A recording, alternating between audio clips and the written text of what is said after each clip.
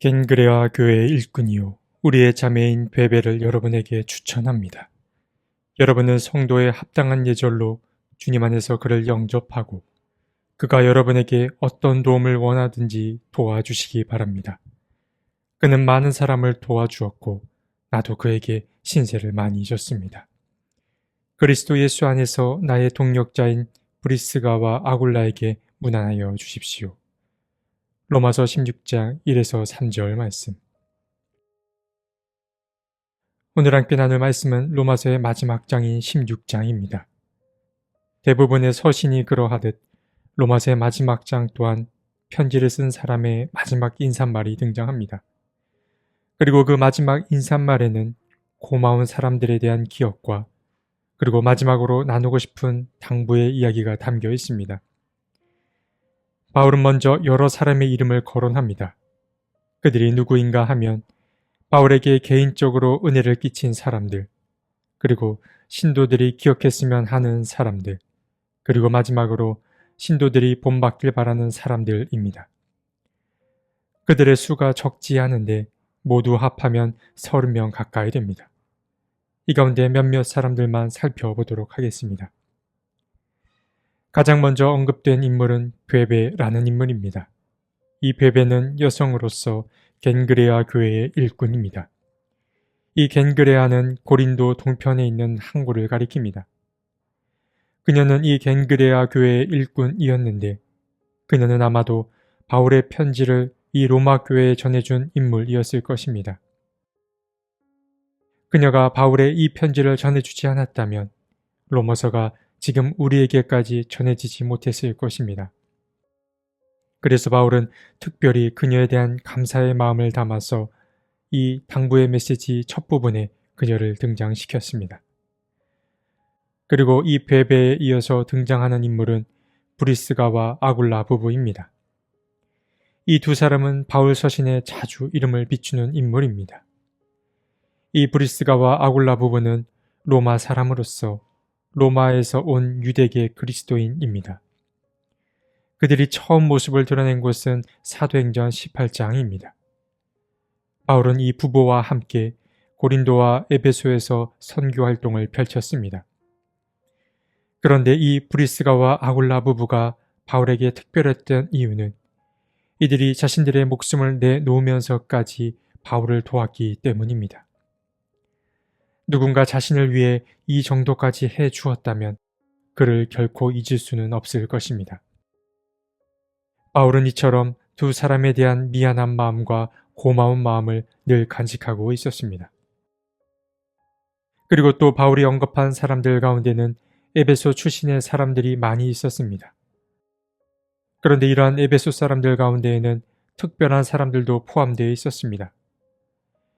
교회 일에 아주 적극적으로 활동하는 여성들도 있었고 또 믿지 않는 주인의 가정에서 일하던 노예들이 그 지분을 많이 차지하고 있다는 점입니다. 여성들과 노예들. 그들은 10절과 11절에 등장하는데 그들이 누구냐면 아벨레, 아리스토블로의 가족, 헤로디온, 그리고 나기수의 가족입니다.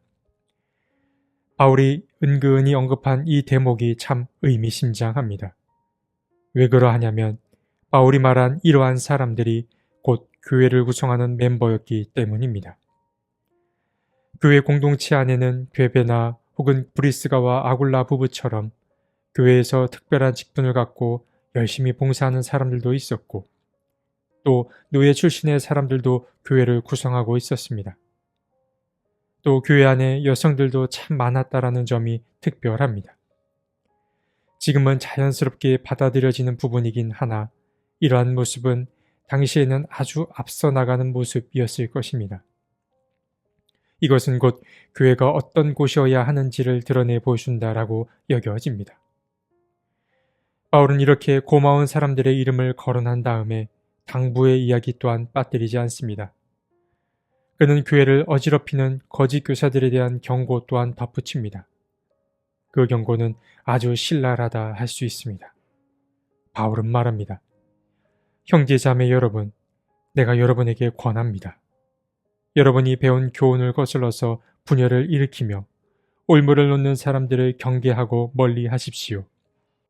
이런 사람들은 우리 주 그리스도를 섬기는 것이 아니라 자기네 배를 섬기는 것이며 그럴듯한 말과 아첨하는 말로 순진한 사람들의 마음을 속이는 것입니다.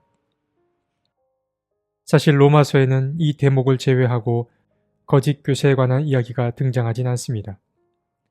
바울은 거짓 교사들이 로마 교회로 오고 있다는 어떤 특별한 소문을 들었던 것은 아니었을 것입니다.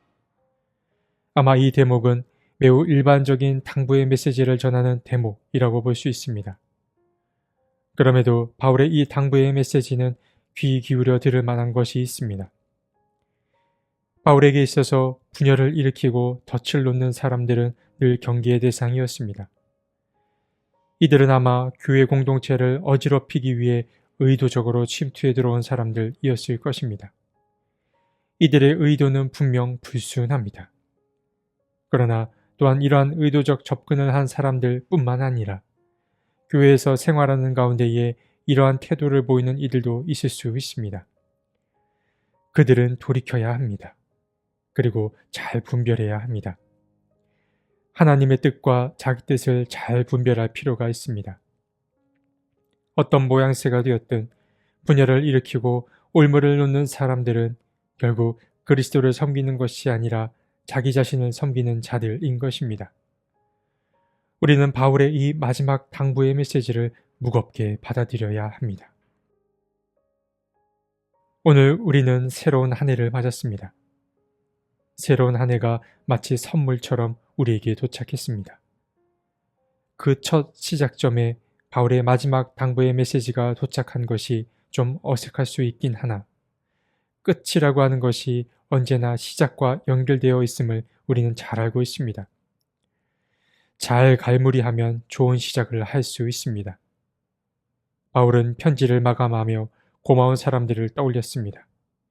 베베, 브리스가와 아굴라 부부, 또 에베소의 여러 사람들. 한 해를 시작하는 오늘, 작년 한 해 내게 고마웠던 사람들을 떠올려 보시기 바랍니다. 하나님의 은총 덕에 여기까지 올 수 있었듯이 그분들 덕에 내가 지금 있을 수 있음을 잊지 마시기 바랍니다.